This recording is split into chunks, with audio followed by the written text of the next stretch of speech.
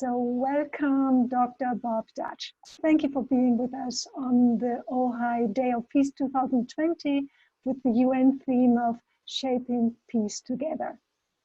For me, Dr. Bob is a warrior of the heart. He cares, he takes action. He's a front runner in transforming the world to the better, far beyond Ojai and California. So a warm welcome, Dr. Bob. Thank you, Bob. I'm going to just read your bio so everyone has a little broader sense. Dr. Dodge is a family practice physician in Ventura, California, with more than 30 years of experience in disarmament advocacy. He is the president of Physicians for Social Responsibility, Los Angeles, and co-chair of the Nuclear Abolition Committee for their National Board. Dr. Dodge played an active role in the successful passage of the United Nations Treaty on the Prohibition of Nuclear Weapons and helped organize the U.S. Back from the Brink campaign, which endorses the UN treaty and calls for specific steps to lower the risk of nuclear war. In 2018, he presented his initiative that initiated our city becoming a nuclear-free zone. And he was our 2019 Awakening Peace Award winner for his life and service to peace. Welcome, Dr. Dodge, and please share how you're shaping peace together in all the areas that you're mostly concerned. Well, thank you so much, Brian and Lisa. It's so nice to be with you virtually here as we are. You know, I love this year's theme of shaping peace together, because ultimately we will only achieve peace when we work together and realize the interconnectedness of peace on the planet, with peace with the planet, and the fact that we are one human family. I firmly believe that we all have a role to play in bringing forth a peaceful, just, and sustainable world. It's not necessarily a large role, it's not necessarily a small role, it is our role. And the task for each of us individually remains identifying what our role is.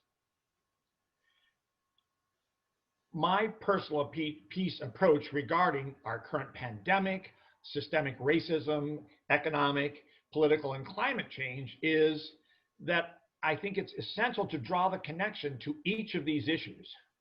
We live in a country that has committed two great wrongs: slavery and dropping of the nuclear bombs. We live in a country with a long-standing systemic and institutionalized racism, and now find ourselves in a warming, resource-depleting world, which leads to more conflict, and we are armed with over 13,000 nuclear weapons.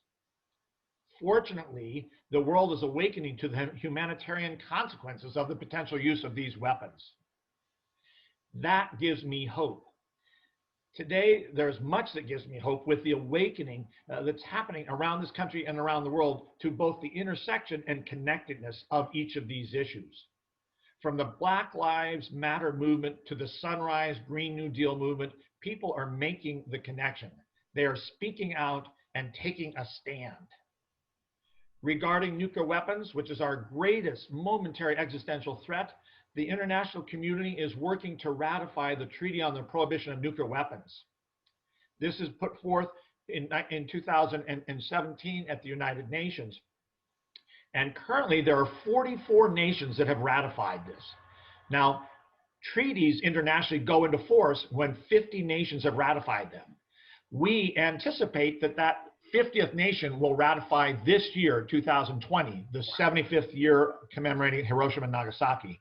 And 90 days later, that treaty will go into force, making nuclear weapons, like every other weapon of mass destruction, illegal to own, to develop, to fund, to threaten to use, to stockpile, to transfer. So the 9 nuclear nations that will continue to have them will now be stigmatized internationally.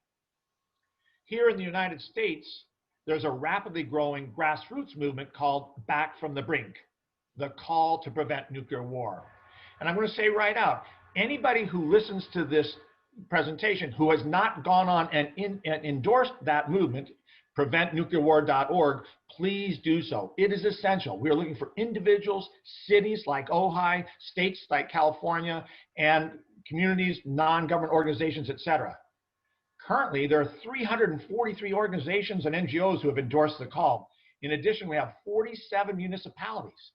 Ojai was number 2, and now cities have followed Ojai's lead because we sort of set the template and endorsed this call. And there have been 6 state legislative bodies that have actually gone on, with California being the largest state and first state in the nation to back from the brink. Very briefly, Back from the Brink endorses the Treaty on the Prohibition of Nuclear Weapons and calls on our government to lead an international effort to bring that treaty to fruition. It also calls on basically our government to renounce the option of using nuclear weapons first. It ends the sole and unchecked authority of any president, the current or any future, of initiating nuclear war individually or unilaterally. Also, it takes our weapons off hair trigger alert. And finally, it urges us to stop the insane $1.7 trillion build out of our nuclear weapons arsenals over the next 30 years, robbing our communities. So this has been the largest nuclear abolition movement in the United States since the freeze movement, so many of us are aware of, from the 1980s. I encourage anyone who has not endorsed the campaign to do so. It gives me great hope to see the communities come together and recognizing the connection between social justice, environmental justice, and peace. And ultimately, when the people lead, the leaders will follow.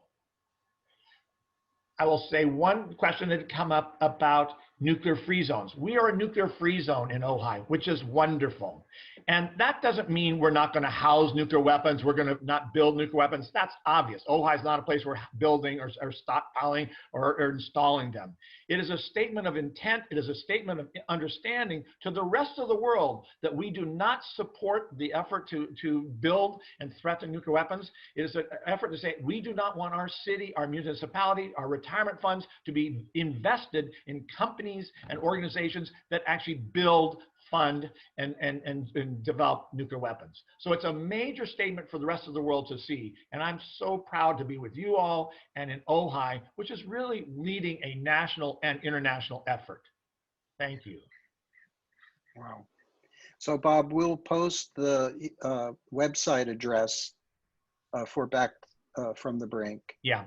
And any other addresses that you would like to add. That's fantastic. Yeah. So that's the main one. Again, is because that's what we're really focusing on in this country. Okay. And it's interesting, just because you guys always know the International Day of Peace, September 21st, and then I think it's September 25th is the International Day for the Complete Elimination of Nuclear Weapons, complete abolition. So they fall within 5 days of each other.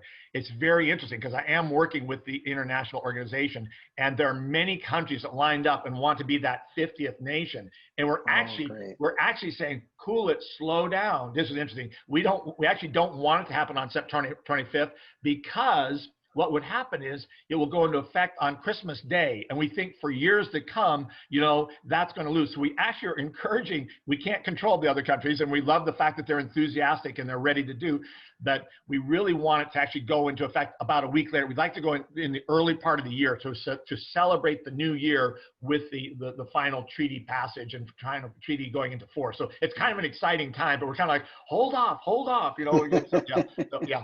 But it will happen soon, which is it's tremendous. So yeah, it's very exciting, very exciting. Yeah. Who would think that 2020, which has been so horrific, I know, all across the world, would have something so hopeful for the future of humanity. Yeah. And it's interesting, having interviewed and met with the Habakasha, the survivors. It's just it's so heartwarming to them after all these years, 75 years, to finally in their lifetime to hopefully see this treaty pass. So there's a lot to be hopeful for. And again, as they say, when the people speak, the leaders will follow and things like that. So yeah. I like and appreciate this statement. Like, we're the people, and you empower people to have a stand, and then the environmental and social and the political energies will follow that. And that is peace, shaping peace together for this year. Yes. Yeah. Wonderful. Thank you, Bob, for your great So Dr. Bob, many thanks. And Anything else you'd like to drop into the peace pot here?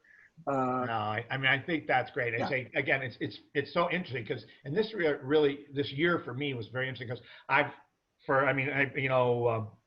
spoken out on this for the better part of 40 years, but in the last decade was so much awareness of climate change and the like.